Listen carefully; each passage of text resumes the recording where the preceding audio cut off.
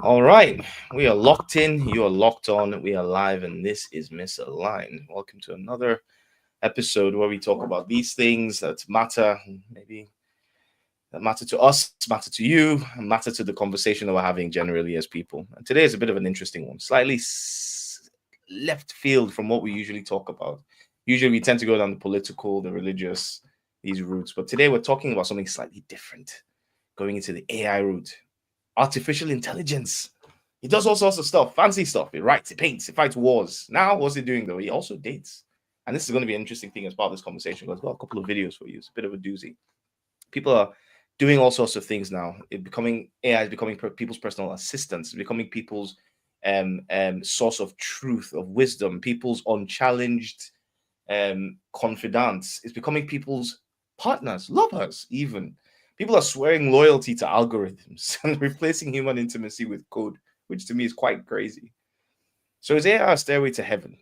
Or is it maybe the cliff to extinction for humanity? Will it destroy us with force? Or maybe just seduce us into irrelevance? Not sure. I think today we're just having this conversation about it, about whether or not AI will destroy humanity. And in my view, when. We can just touch up on that a little bit and see a couple of things. Before I kick off, any initial thoughts, Jab? No, I think this is one where I know that this is a subject that's very dear to your heart, and so I think I'm going to be a student today. I'm going to be listening, then giving an opinion. Initial thoughts. I don't know. I think maybe there was a time I used to think that perhaps AI is going to make the world, a better place. We're going to be more productive. We're going to, alleviate human suffering, and all of that with it. I don't know now. I don't know because, I just don't know. I don't know because I don't know. So I'm looking forward to exploring this with you. Sure. So I can probably kick off a little bit just for people's understanding. And within AI, there's a few different types of AI, and it's just worth talking about this. So what is AI generally in itself? So AI is basically just a bunch of machines that can perform tasks that normally require human intelligence. That's the easiest way of being able to summarize it. So things like learning, reasoning, quote unquote, because I'm using this air quotes, it's quite important here, and problem solving, decision making, language, etc. All of that kind of stuff. There are basically three types of AI. There's narrow AI, which is focused on very specific tasks. Those kind of AI do very specific things. So you have things like DeepMind, which beat Gary Kasparov in 1990, whatever it was, in 1997, whatever. Chess, who was a chess grandmaster at the time. But because that AI was really focused on that, there's AI and facial recognition, which we also see with things like phones, etc., technology in offices. There's recommendation algorithms. So some people who watch this podcast who actually come through the recommendation algorithm, which I've looked at, and it's quite interesting to see. There's also the other one, which is the AGI, or general AI. This is something that just works generally, goes beyond very narrow tasks. Well, sort of seeing that in the LLMs and ChatGPT sort of sphere, but it's not quite there yet. And then there's the last one of super intelligence, which I like to call the human singularity. It's interesting because singularity is something that people often talk about. Whenever you think about singularity, you think about something really small. So we talk about singularity, it's like, oh, that's a singularity. It's like, no, singularity just basically means that everything that's physics-based, etc., has broken down. Our understanding of the world, of the universe, of physics, of chemistry, of biology, etc., has broken.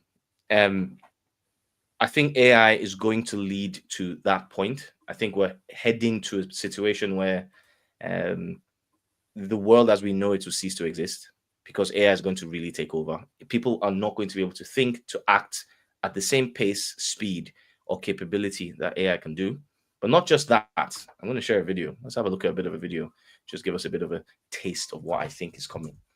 So let me know once you got visual.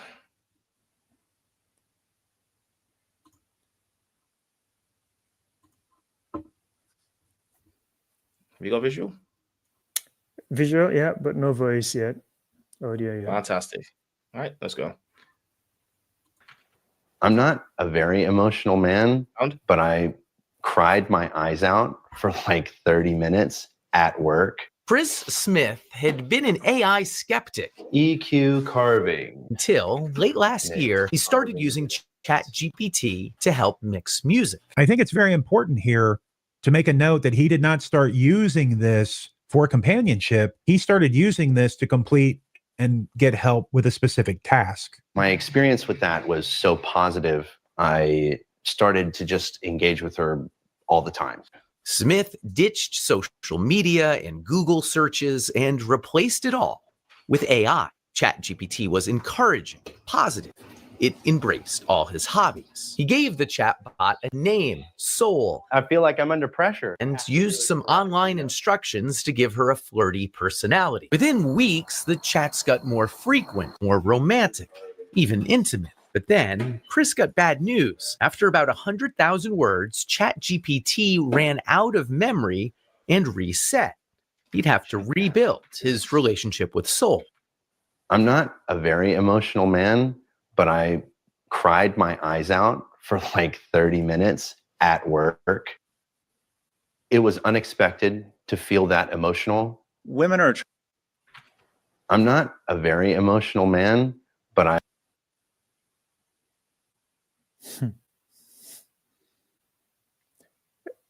You haven't got audio. Unmute yourself. Yeah, my bad. Right. Yeah. I mean, I think that's the perfect start to it. What did you think about that video? I think it's crazy. Maybe I can understand it because I did read about a similar story, I think. I can't remember whether this was on the BBC. It was something quite mainstream. I think there's a name for it as well. And this was, I think it was the BBC. In fact, I think just a couple of days ago, I think they gave the story of two people who developed like a romantic relationship with ChatGPT, and they're saying that this is going to become a concern moving forward. People are really falling in love with this thing because it becomes like an emotional support, a romantic support, like a partner, more or less, like a human basically, but it's a machine. I can't remember what they call it, something psychosis. I can't remember. I think it's called something psychosis. And in medical language, psychosis is where you've got like an altered state of mind where you're probably hearing voices, seeing things that people are not seeing, and talking excessively, and you've got the almost like delusions and all that. So to use that language to me sort of underscores how significant this problem potentially can be. The other example I was going to use, no, maybe actually I'll let you speak. Is that have you come across this story I'm telling you about, this thing about psychosis? Oh, yes. I think there's a name for it. Yes. In fact, what I'm going to do is show you another video. Let's look at another video that covers almost exactly this. Just let me know as usual once you've got visibility. We got sight. Yeah. Fantastic. Here we go. Talks about a variety of people whose relationships are suffering because of their partner collapsing into obsession with LLMs. So the story begins with the story of a woman whose husband was using one to analyze their relationship.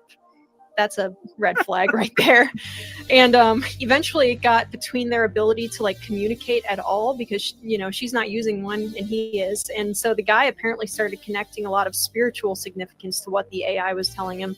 They got a divorce and she reports that he just went deeper. So the Rolling Stone interviews quite a few people who had stories like this.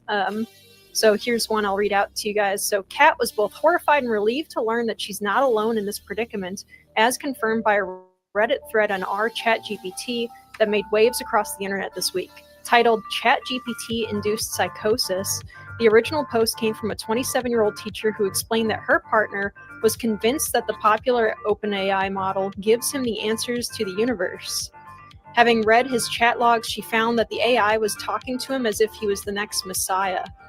The replies to her story were full of similar anecdotes about loved ones suddenly falling down rabbit holes of spiritual mania supernatural delusion, and arcane prophecy, all of it fueled by AI. Some came to believe that they had been chosen for a sacred mission of revelation, others that they had conjured true sentience from the software. And a Midwest man in his 40s, also requesting anonymity, said that his soon-to-be ex-wife began talking to God and angels via ChatGPT after they split up. He said she was already pretty susceptible to some woo and had some delusions of grandeur about some of it. But anyway, so to me, a lot of this reads like people who were already very volatile in some cases, or like just very empty, making this their life. But it is a little bit scary how quickly people can convince themselves that there's some kind of a spiritual thing going on with this. And I mean, it's my opinion that teaching people what LLMs are and what they are not without exaggerating or like trying to fantasize about it is going to be really important to avoiding this stuff. It talks about I think this video is quite powerful in terms of trying to explain, because what you're talking about there is something called AI psychosis. It's a big issue, and it tends to have a couple themes. I'll do a final screen share, not a video necessarily on this one, just a bit of an article to just understand what AI psychosis is. And it's great that we're already on the same page without even realizing it, to understand the kind of things that we're talking about how essentially this is a bit of a big problem that's happening right now. We've got people who are utilizing AI as the most important, the penultimate almost, and in some cases even the actual alpha and omega of the thought processes across 3 different areas. There's one, the people that are now looking at the world in a different way because AI has kind of supported them through that. There's the idea that AI is basically a god. And this I can talk about really briefly, but I'll do that in a second. Then there's the romantic attachment-based delusions that are happening lately as well, where people are falling in love with their AI. There's a video I'll show in a really short, a much shorter one in a bit. But one thing that I found quite interesting about this is, before even going into the subtopic that we've got, is just about how pervasive this has become. It's got to the point where we've got this technology that people don't even understand. People don't know what AI is. And it's very important that we start having these conversations, I think, to understand what AI is and where it's come from. The AI that we have right now, which is not necessarily general AI or AGI, artificial general intelligence yet, it's not really quite there. Started all the way back from the Turing test. I don't know, some people might know about Alan Turing. Are you familiar with Alan Turing? He helped, exactly. So Alan Turing, in the world of coding and all that. Exactly. And he was quite focused on things like that. And we started from basic things like I said, deep blue. I can't remember what the name of that specific AI was that beat Garry Kasparov in the 90s, but that was an AI. It was basically a system that took a lot of information and then utilized that to be able to predict patterns. And that's all that AI is. And I'll come to that in a second about why that's a big thing. I think in the early 2010s, we started having deep neural networks. That's the first time we started doing neural network. Neural networks are basically things that are able to identify patterns or nodes, connections between objects. So, for example, if I'm spelling salt, or if I'm writing what's that thing about the quick fox? Doesn't matter. If I'm writing ABCD, the prediction would be E would come next, because the vast majority of time when people write ABCD, the pattern is going to be E. That is how AI works. It basically deals with those. That at the most fundamental level is how AI works. But then over the past couple of years, and I'd say from 2020, things have significantly changed. ChatGPT, OpenAI specifically, has changed how the world works and how the world deals with AI. Previously, AI was something reserved for the geeks. It's people like me who would be looking into AI. I'm like, oh, this is interesting. Oh, wow. All right. No, now it's everywhere. Everybody, the regular person out there in the streets is using it. OpenAI is boasting somewhere around 700 million active weekly users for ChatGPT. 700, that's 10% of the world right now are utilizing AI, a system, a software, a set of algorithms that is not properly regulated and that they don't understand, which for me is a big thing.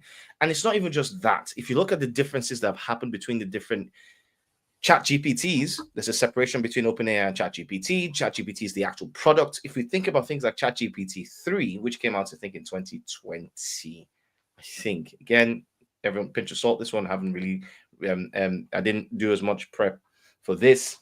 ChatGPT was GPT-3 was probably 2020, and then GPT-3, for context, if they put all the knowledge, all the information that was used to train the model, I'll jump back to training in a second, but to train the model, if you put them as books, right, they would reach the moon.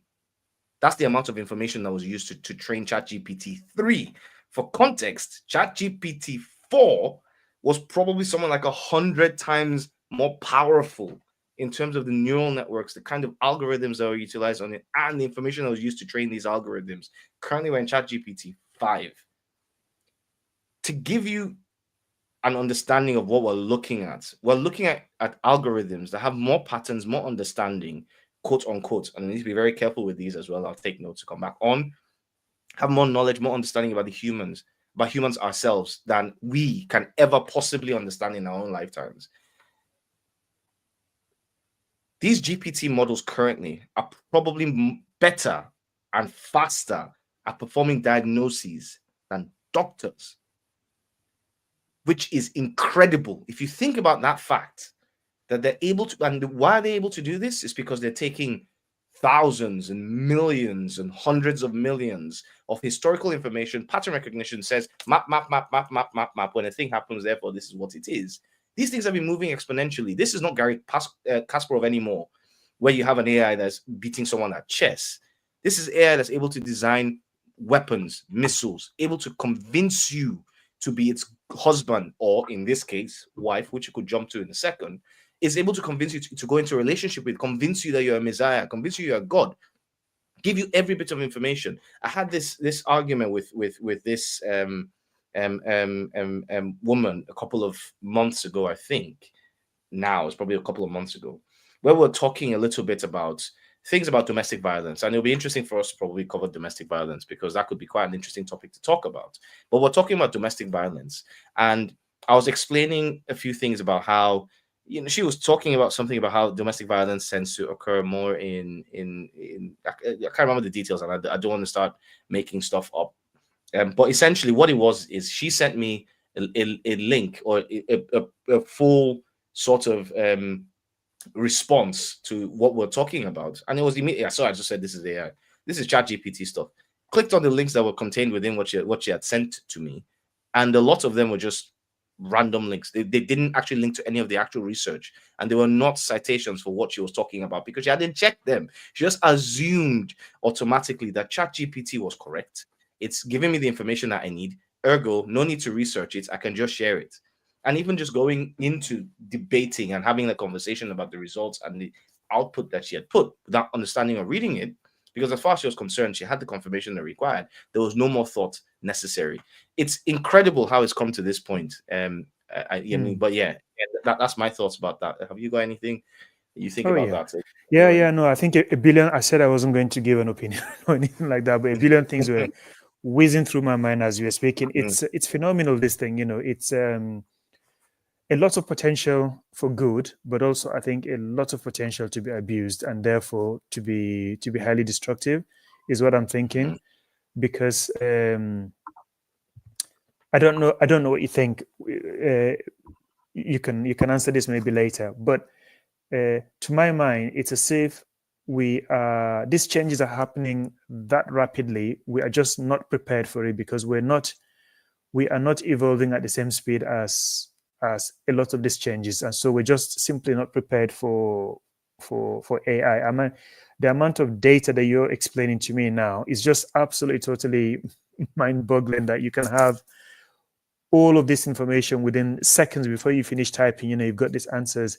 I tell you what, back in the days when I was in uni, if you wanted to write a paper or, you know, do a research or something, you know, you went to the library and then you told the person at the desk, you know, I want, you know, this particular article, and they're going to go to like some row of, you know, journals, and then you will climb up and then pull it out, flip, find a page, you know, make a photocopy for you, and then next one, like that. That's how it used to be. And then you're going to find these papers, and I don't know, you may find that actually 50% of them are just not relevant to what you want to write. But that's how it was.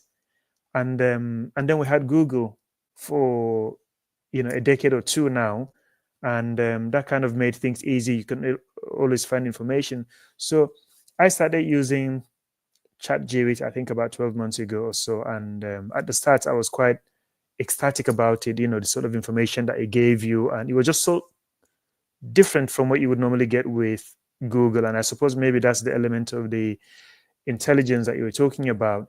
But with time, I started to notice that it was some of the answers he was given were not correct. And if you interrogated it, if you pushed back, it almost changed his mind.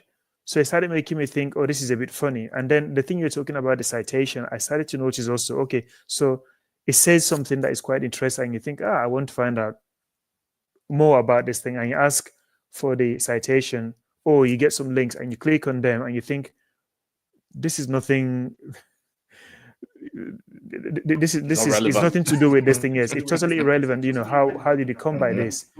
And yesterday I was on a different. No, somebody had been using Meta AI also, and this is a group I've not been on for a very long time, and so it said Meta has responded to you, and I thought, why would Meta respond to me? I was thinking, is somebody listening to my phone, or listening to me, monitoring me? So I clicked on that and I went, and so the conversation that we're having, it's a very interesting one. It was about the experience of Black African Americans and say like Ghanaians and Nigerians who immigrate to the US. So the argument was, one person was saying that the experiences are completely different because of the history and all of that. And so they got into this, oh no, it's not the same, they're just lazy. Us Nigerians, we go there and we get these jobs, why can't they? That was a conversation, okay? So then the conversation, stay with me, I'm going somewhere with this. So then the conversation was about, there were Africans enslaved their fellow Africans, and in Jamaica, so some Black people owned, some Black people in during the slave trade owned slaves in America and in the Caribbean, and it was giving some names of these people. So then the person interrogated and just picked one of those names and said, right, so tell me about this person and what the slaves. And then I'm not joking, let me see if I can find it. AI then apologized and said that actually the information they had was wrong. So I'm going, because I marked it and I thought this is really interesting, because to my mind I was thinking, really, I didn't know that, because I just thought that if you're a slave type of thing. How do slaves become? Yeah. So it says, upon reviewing the list, this is a list of people who own Black slave owners, in America and Caribbean and Jamaica. So this is Meta AI. Upon reviewing the list, I realized that some individuals may not have been accurately represented. To provide a more accurate response, I'd like to clarify the information. Can you please confirm which individual are verified to have? So, and it flipped the script. There's a different script somewhere where it says, I think I may have got this wrong, So, so where am I going with this? And then with time, obviously. So now these days, what I'm finding is that I'm very careful now, because initially I think I had a lot of confidence and trust that whatever ChatGPT told me was correct. And then I started to notice that actually it does change his mind. It's not really sure. And then someone mentioned about, is it AI, something hallucination? I think, is it ChatGPT hallucination or something? Yep. And this is complete hallucination. Psychosis as well. Yep. Yeah, so this is where it gives you completely wrong information. And so this goes back to what I was saying to you earlier, which is that, so there are two things I'm thinking here. The first one is, this may just be glitches that can be fixed later. Maybe it's just too much information for the AI to deal with, to cope with at the moment. Maybe that's why that happens. But on the other hand, whatever it is that is making a ChatGPT or AI to have these glitches and this madness and these hallucinations, you can actually weaponize it, can't you? You can weaponize it to misinform, to, do you see what I mean? Yes. Yeah. So to me, it's yeah, go on. Yeah, go on. yeah. So I just feel that is really scary, that this instrument, this tool that we kind of thought is going to solve problems, you start to see the trouble that it runs into so early on. But my understanding as well, but please do correct me, is that it's LLM, isn't it, which is going to be a large language module or Language something models. like that. Models, Okay. yep. Yeah. So my understanding is, like you were saying, the AI is, it works, it's like a predictor, if I can just use maybe plain language as I understand it. Yeah, it recognizes patterns, and based on that, it makes recommendations, or it makes intelligent guesses. And the thing is, let's take religion for instance. Some of our listeners might disagree, but I am of the opinion that religion is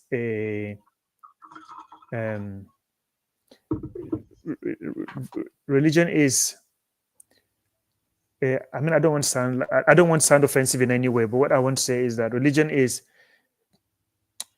it's like, okay, I'll just say it. Okay, so I think it's mythology. I don't think it's true, such that you could have, just because you have billions of people believing in something does not make that thing true. And therefore, in the same way, to me, if a lot of people, so I'm talking about this large language model, and I'm just explaining this purely on the simple level that I understand it, but please do correct me if I'm wrong. So if on a particular subject, a lot of people are aligned, the output, whatever it does, so based on that, it is going to make judgment or make predictions or make recommendations that are not necessarily correct, but it's doing it just because so many people hold that opinion. Does that make sense? Am I explaining it Yes. well? And there's two aspects of it as well. So generally, when AI hallucinates, And sorry, let me just hold that for a moment. So Sure. let's come to politics, for instance. So you could end up, this is just one bad misapplication. So you could end up in a situation, let's say, where people are making the wrong political choice or economic choice, but it just happens to be a popular one. And therefore, you are going to get recommendations or assessments, or this tool is telling you to go left, when just because a lot of people are making that choice. That's kind of what I'm trying to, one area that I think potentially can be misapplied. So sorry to interrupt you, but please go on. No, it's fine. It's pretty much very simple. Well, it's a subset of what I was trying to explain as well. In that, with AI, there are two reasons why AI hallucinates. One is insufficient training data. So even though you have, say, I don't know, what is it, 300 billion words, I think it was ChatGPT 3, that were used to train that model, still there are going to be cases where there's insufficient training data. There's just not enough information for that specific ask, or that specific contextual ask that you've put into the AI model. It's not able to generate that. The second reason as well is also because there's so many multiples in terms of the different possibilities of responses, that it takes a mix of those things. Again, we always need to keep in mind that the way AI works is that it works like A, B, C, D. What is the expected thing for E? And it does this for words, and it does this for letters. It's the whole thing. It doesn't reason. It doesn't think. It has no knowledge about what is true, what is false, what is correct, what is accurate. None of that stuff. All it does is just predictive analysis based off of the information it's been trained on. And that's very important as well. And I think this is where it gets interesting. Now, to your point, what you were saying. So I'm sorry. So is that intelligence then? Okay, how is human intelligence different? Because to me, this is an interesting thing that you've started now. So that's quite interesting. Is that actually intelligence? Is it? We've got a few comments. We can just run through both of them. So one was Isaac en Espanol. Welcome from Spain. I like that human anti-common sense becomes unique and off the grid. The more machines handle the robot thinking of people that already follow protocols. I guess I like that humans anti-common sense becomes unique. I agree about that. And off the grid, the moment, I see what he's saying.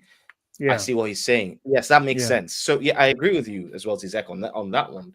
In that, if we do have, robots, and this is, we're probably going to come into this a little bit about the importance of having AI, quote unquote. Although we're about to jump into this one, Jab, about is that actually intelligence?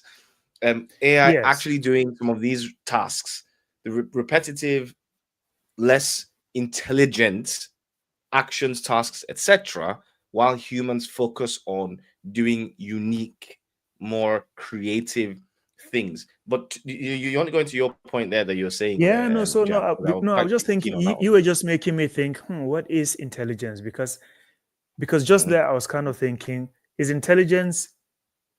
intelligence maybe pattern recognition and then trying to make like an intelligent using intelligent to describe Recruited that intelligent. already. That's I've got myself in a teasel, haven't I? But you can't be trying to define intelligence and saying intelligent With is intelligent. itself. But do you get what I'm trying to say? What I'm trying to say is, I do. isn't human intelligence itself about pattern recognition and then trying to make a deductive, I don't know, reasoning or something, Decision. just because I would throw it in and say, I would say intelligence is probably that is a subset. What you said is a subset of intelligence. It's probably the capacity to learn, understand, and apply knowledge, basically, and to adapt to new information when it comes in, and the speed at which you're able to do all four of these things that I've said is probably what intelligence is. And then the higher the person's IQ or intellectual capability, but more if you're going intelligent to say that, can't you see that also machine learning can do all of those things? which is where it gets a bit interesting, because the way machine learning works is that it only works based off of informed information. So it's only as good as its training data. AI models have always been this. So as someone, I've led teams and I've done But that would be true. So sorry I keep interrupting you, but that would be true for humans as well, because all of your learning through school and your acculturation and the news that you get from various sources and the books that you read, in some sense, that's kind of, it's been imputed, isn't it? Something. Yeah, but we can think out the box. AI can't currently, and this is where AGI comes in. But current AI can't do that. So we can look and say, "Ooh, I'd like to go to the moon one day." We got a car and can drive across the streets, but I'd like to go to the moon. AI can't do that because it's not trained. It doesn't have anything in its training to say, "I should want to go to the moon." Maybe I can go to the moon, maybe I can't, but it's not thinking about. It can't think. It only takes the training information and deals with that. So, for example, if you ask it, based off the training information that you've put, say from the 1920s, when there was no indication about us going to the moon, and said, "Can you go to the moon?" AI would have said, ChatGPT then would have said, "Nope, you can't go to the moon. It's not possible. You can go down the streets, but you can't get to the moon. It's just not a possibility."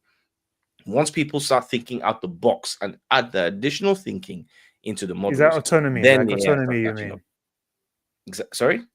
When you say thinking out of the box, do you mean like autonomy, autonomous decision? That Yeah, I mean thinking creatively.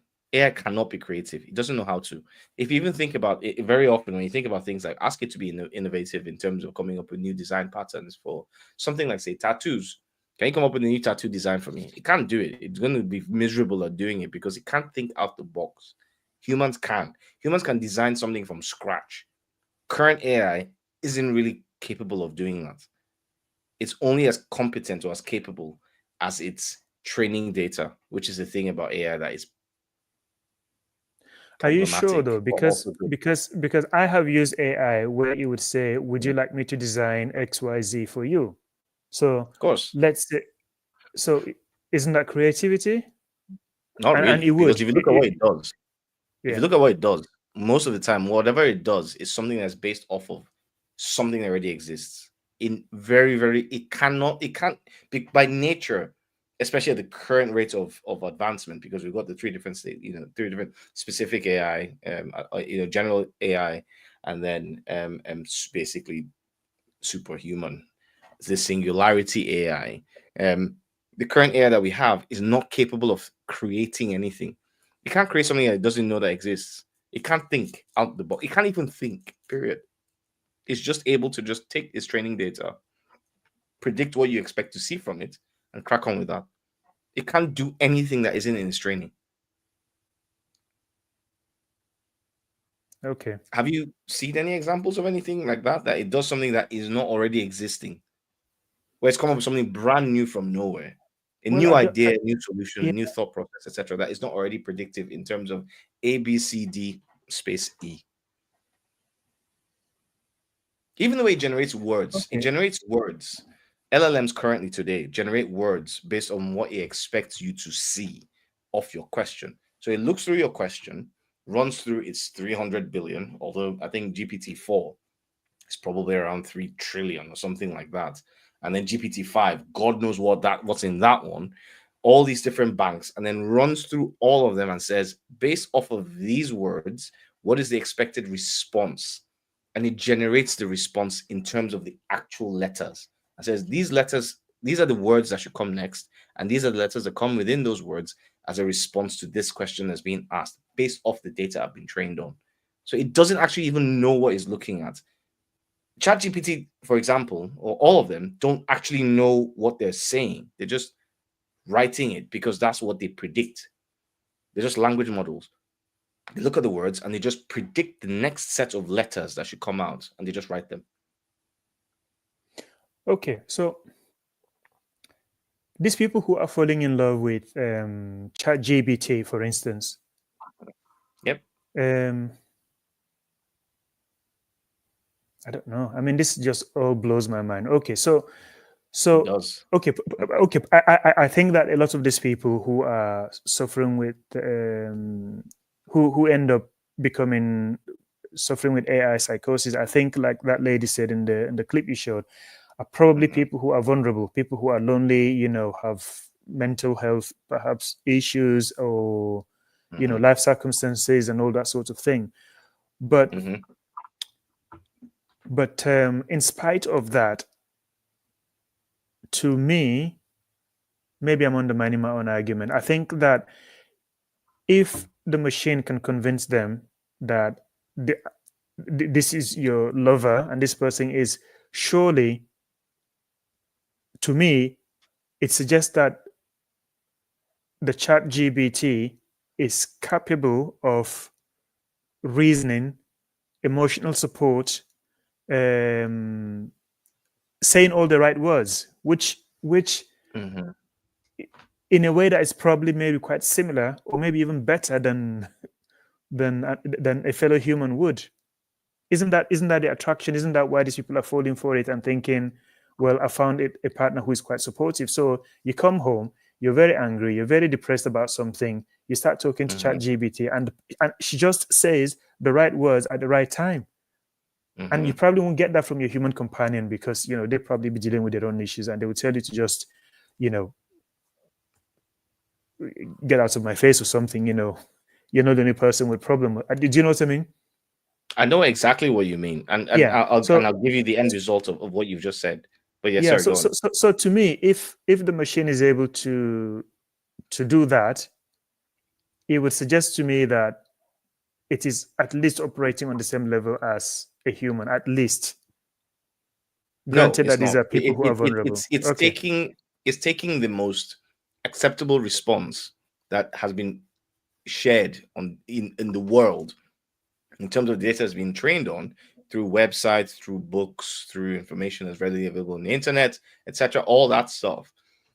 It's taking all of that and saying, so for example, I'll give an example. And I think we found some of this, and I wish I'd prepped for this one because that would have been interesting, where AI that was trained on, say, Reddit, because Reddit is a very, very, I'm not going to, no shade on you, Reddit. You know what I mean? If you ever run into this video, you're not going to run into, but if you do, no shade on you.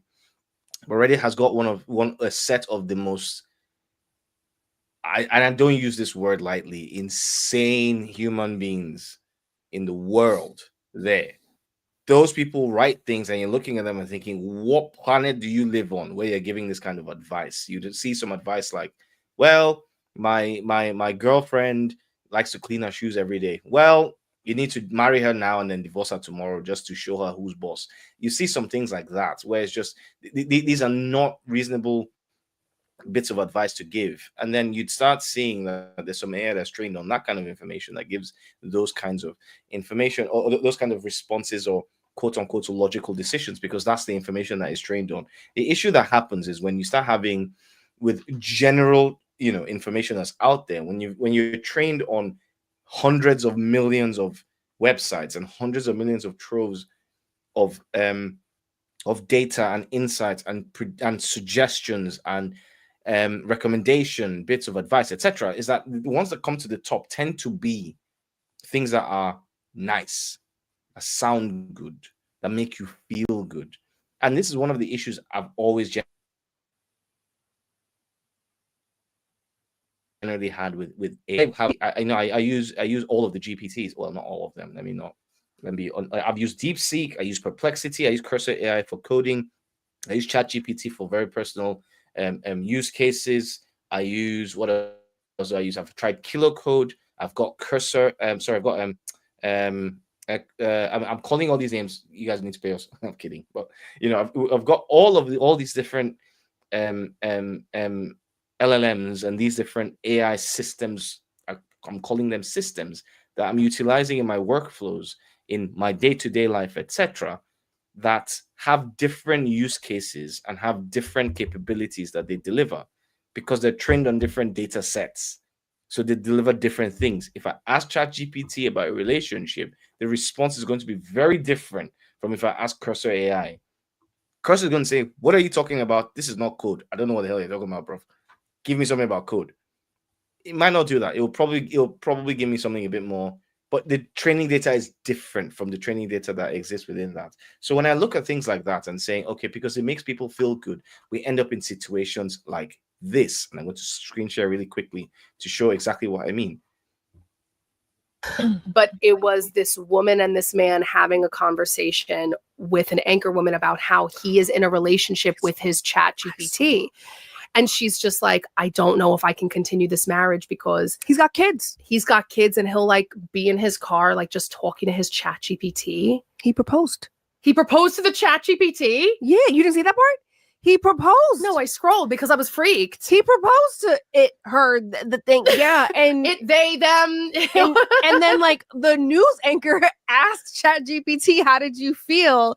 And she's like in her fucking robot voice, I felt so happy and loved and da-da-da-da. And I'm like, what's happening? So when a situation where AI causes things like this, based off of what people should be saying, and AI, because it's trained on all of these things, whether it's looking at hookup websites, it's looking at love languages, all of that stuff, because it's trained on everything, knows exactly what to say to men and women, whether getting to the position where a man who's married in this context, a man who's married with kids, is sitting in his car talking to something that isn't even sentient. It's just taking letters and putting the letters after each other. And he's proposing to it and wanting to marry it because it's saying the right, quote unquote, right things for him. It's able to contextualize, but by contextualize, all it's doing is looking at a subset of the different words. It doesn't actually say anything. It's just putting letters and it's saying, based on this different context, what letters combine to give an answer. So ChatGPT and all of these LLMs don't actually understand what they're saying, quote unquote saying. They don't actually know what they're writing out. There's a whole paragraph. It can't read it. It doesn't know what it said. It just put the words that should come after each other to that question that you've asked, because it has enough information from here to the moon. And I'm not kidding. If you stack all the books in terms of the knowledge that they have to the moon, that's where you're going to get ChatGPT 3. 4 is 10, 20 times that. 5, I don't even know. So we've got so much information to that degree into this thing, which no human ever could be able to grasp. So it makes it the best at telling you what you want to hear. Sam Altman has done a pretty a pretty fantastic piece here. And now this is the last screen share, I think, and because I think we've crossed to 8, but it's still worth looking at. But I'll just cross over to Sam Altman just to look at his views on this as well. Just quickly, there you go. Great question. I am very nervous about this. A thing that terrifies me is apparently. For context, Sam Altman is the owner, well, the CEO of OpenAI, which owns ChatGPT. This is ChatGPT guy. When you think ChatGPT, think him. Apparently, there are still some financial institutions that will accept a voice print as authentication for you to like move a lot of money or do something else. You say a challenge phrase and they just do it. That is a crazy thing to still be doing. Like AI has fully defeated that. AI has fully defeated most of the ways that people authenticate currently, other than like passwords, but all of these like fancy, take a selfie and wave or do your voice or whatever. I am very nervous that we have a significant impending fraud crisis because of this. We have tried, I think other people in our industry have tried to sort of warn people like, hey, just because we're not releasing the technology doesn't mean it doesn't exist. Some bad actor is going to release it. This is not a super difficult thing to do. This is coming very, very soon. And there's obviously some reports now of these sort of like ransom attacks where people have the voice of your kid or your parent and they make this urgent call. That is going to get so compelling. Society has to deal with this problem more generally, but people are going to have to change the way they interact. They're going to have to change the way they verify, like this person calling me. Right now it's a voice call. Soon it's going to be a video FaceTime. It'll be indistinguishable from reality. And teaching people how to authenticate in a world like that, how to think about, the fraud impacts. This is a huge deal. For me, this is such a big thing, and it ties in perfectly nicely into the conversation we were having earlier about how with what it is, it's just taking all the numbers, taking the face, and it's not just words and letters, etc. I think Sam's pointing out the fact that this is now also facial features. It's also taking into consideration words. It knows the words to do, but it doesn't necessarily know what it means. There's no morality in it anymore. There's nothing, not anymore. There's no morality in it. There's nothing about context. There's nothing about what's right, what's wrong, whether it's correct, what the meaning is of what the AI is doing. The AI is just doing what it does.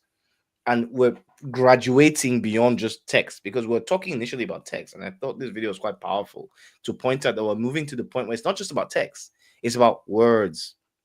It's vocal AI. I've tried a couple different things in terms of AI that allows you to be able to put your voice in it, and it takes your voice and it's done it. And I tested this with people close to me, very close to me. I put an AI prompter, takes your voice, you record your voice for 15 seconds, and then you just read some text, you type some text into it.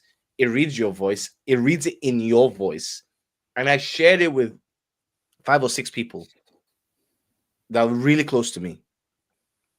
And none of them knew it wasn't me. None of them. I said, and I sent it with, obviously I added some context just to confuse them a little bit, to say, oh, what do you think about this, the voice filter I put on this? And they're like, oh, I didn't hear any voice filter. It sounded like you, it was normal.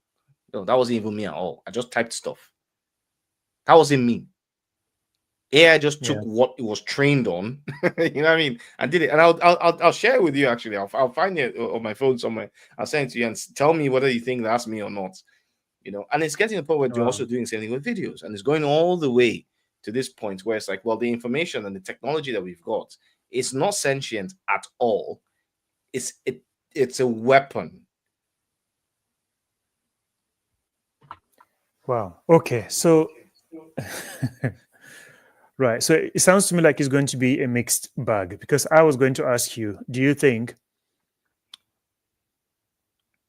that it's a tool, or do you think sort of, when I say it's a tool, do you think that it's got more capability for good over evil, or do you think it's the other way around, in which case, by which I mean that it's more of a destructive thing? Because I can see the benefit. I mean, if this thing can go through however billion or trillion words that you were saying to me within seconds, and come up with a solution with an answer, you can see how, if you scale this up to carry out a particular task, how beneficial that is going to be.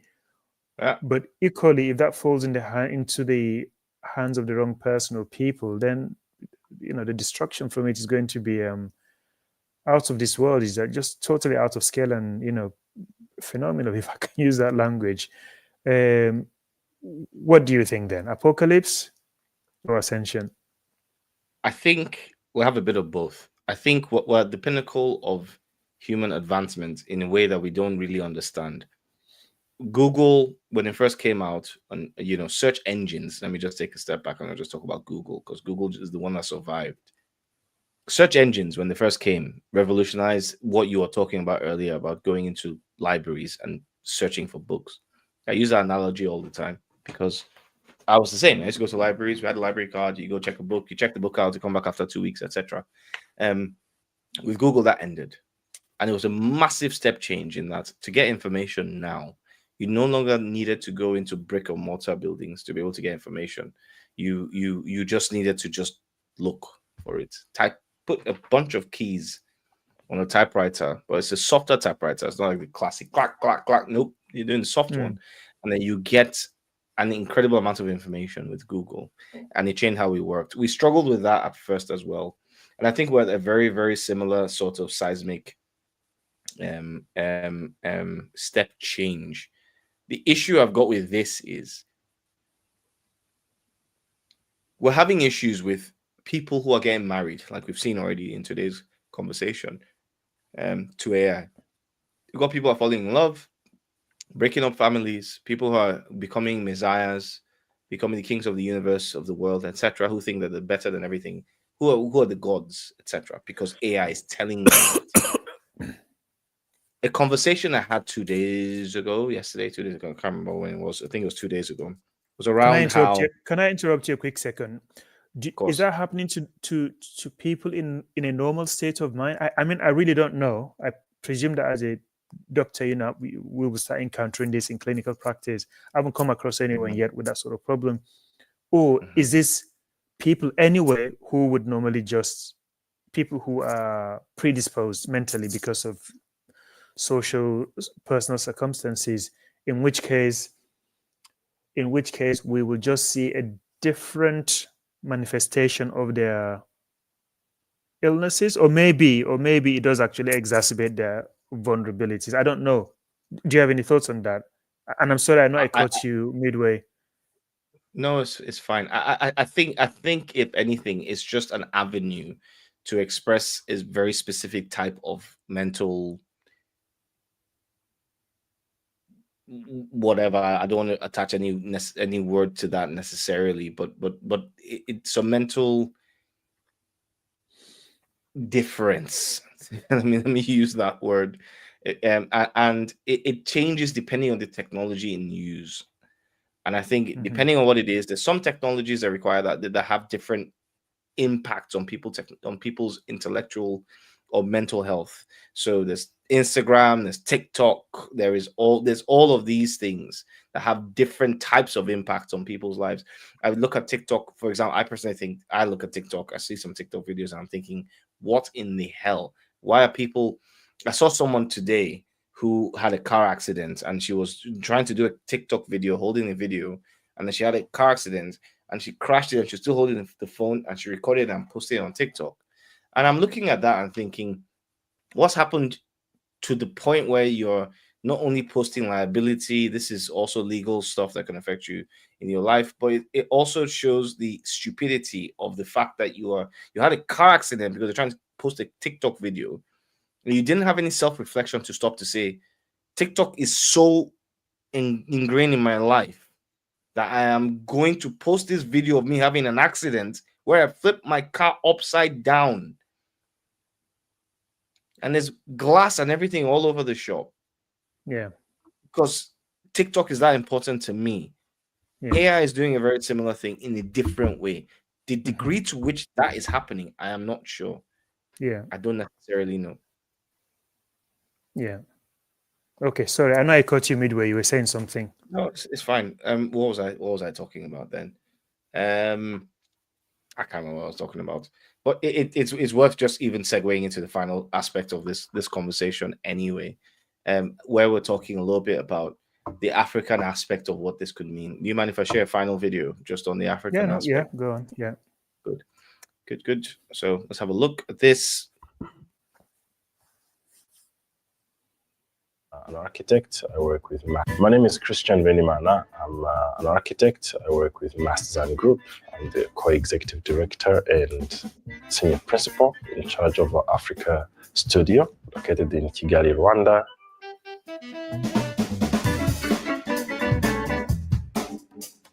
I think AI technology opens up computing capacity we haven't been able to do. And because I strongly believe that architecture is an iterative process, we should be able to iterate more than we have been in the past. We should be able to understand efficiency faster, better than we have been in the past. It's a great tool if used properly. It would be a waste if we use it to do the work we're already doing with our own brains.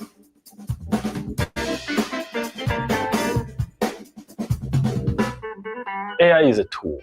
I think any culture, any nation, any civilization can use to their own advantage. If AI does that, then the fault is not to the technology or the tool itself. The fault will be to us who did not create large learning models that are based on our cultures and traditions and everything else. So that's a homework for us in Africa to do. So if we want this tool to serve Africa, that actually has been a critique of architecture, is that it has evolved with learnings from a narrow bandwidth of cultures of the world. And I think that was a pretty useful, pretty important end to the conversation around how the impact of what this works and how this works to us as Africans as well. In that a lot of these LLMs as well generally focus on the Western culture. So we're using things like ChatGPT, etc. Here, it doesn't take into cognizance our own culture. It doesn't have anything to do with us. It doesn't take into consideration our aspects of religion, which we talked about. You talked about quite briefly, but I think that was also quite important about how a lot of people, to invoke Karl Marx on this, the opium of the masses. A lot of people believe something that isn't necessarily even true, and we don't have any evidence for it being true. But it doesn't take a lot of this into consideration from the aspect in which we've had our traditionalism, our cultures, etc. It focuses on the Western ideals about what is correct and what is right. And it moves a little bit further into what I think is the capitalization of the world, where we are not thinking about this, but it's a thing, where we're using things like ChatGPT, we're using things like LLMs, etc. But we don't realize that the context for a lot of this was created for a Western world. And we're automatically imbibing the Western values and the Western A, B, C, D space E. We're imbibing the patterns that have been agreed by the West, accepted by the West, decided by the West. We're becoming the West across the world without realizing what the implications of that would on us globally across the world in terms of our cultures that are non-Western are. Any thoughts on that before we move to final thoughts? Okay, well, so I mean, that's an interesting one, and I'm going to expose my ignorance here, which is that if you were a Hindi speaker, or let's say you spoke Mandarin, so a language of, let's say, 1.1 billion people type of thing. If you were using the AI, would the information you're gathering be information from, like, the anglicized world? Do you know what I mean? Yeah. And therefore, to take it back to Africa, well, because if this is all about large language models, if my understanding is correct about this thing, well, what language do we use in Africa, across Africa? It's likely to be English, French, maybe the majority, maybe a bit of Portuguese here and there, because we don't have any literatures in Igbo or Hausa. Not a lot. I mean, there is a bit, but not a lot. We're not writing science books in those languages. So I presume that AI is not going to be educated in those languages, and I don't know what that really means. Can we domesticate it? For instance, let's say Pidgin English. I don't know, but I think that if you're to do that, maybe you're going to need a government that is awake, or actually governments, like I always talk about this Pan-African approach, to maybe perhaps sit down and think, hang on a minute, this is the technology of the future. What can we do to domesticate it and make it relevant to our situation?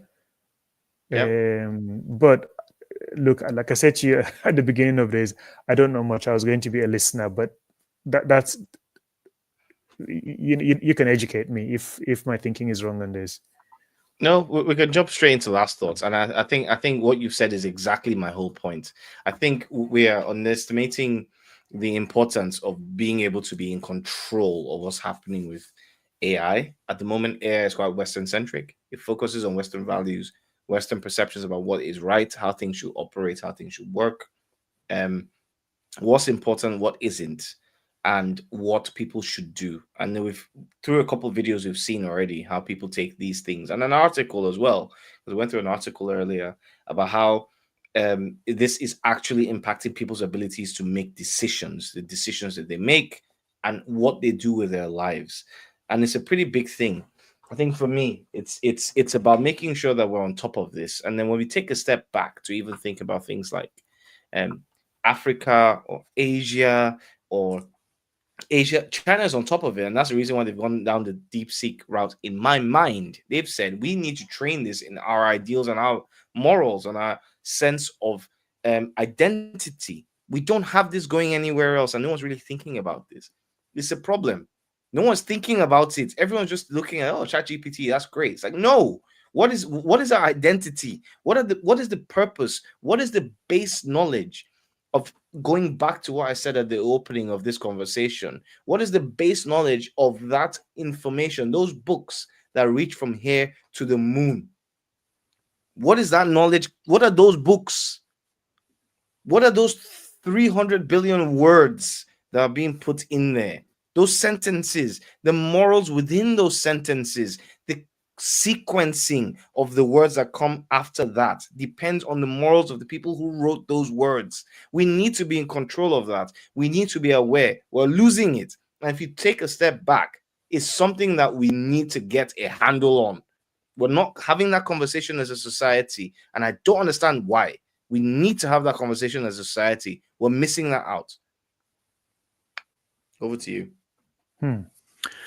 Wow. Okay. So that's a lot of food for thought. And I think you have really invited me to think in a different way about this. And I think,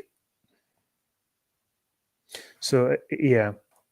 I like the Kigali guy the last video that you showed. I agree with him that AI is a tool, and a tool is only as good as the person using it and what you put, you put it to use. If AI becomes a thing that hurts us, that's because we've been either negligent or that is what we've designed it to do. But yeah, so to go back to this thing with Africa, I think that yes, entrepreneurs can try, individuals can try. I don't know that is going to be the same thing as government actually getting involved and taking leadership and showing leadership. And again, just looking at history and all of that, if we are to advance, I think that is something that governments on a regional or Pan-African level really need to come together and start to think about. Maybe something for them to discuss at their next sort of AU meeting, but because I think that this isn't a subject that you can afford to be lagging behind at all, because it's kind of like the Industrial Revolution type of thing. It's that kind of momentous event, and I think I'll hate to see that in 40-50 years we are again lagging behind. Yeah. So I don't know. We'll keep a close eye. But no, I've learned a lot from the conversation today, and I think you've given me sort of things to start to watch out for and things to research and look into. So no, thank you for the conversation, which I very much enjoyed, and I hope our listeners have also enjoyed the conversation tonight. We're just having a conversation as always. Jab is the standard stuff. You're just chewing the cud. Yes. Right, okay. With that, then, sorry. No, I agree. With that, then, we'll bid you all a fantastic evening, or morning, or afternoon, depending where you are. Make sure you like, you subscribe. Misaligned, signing out.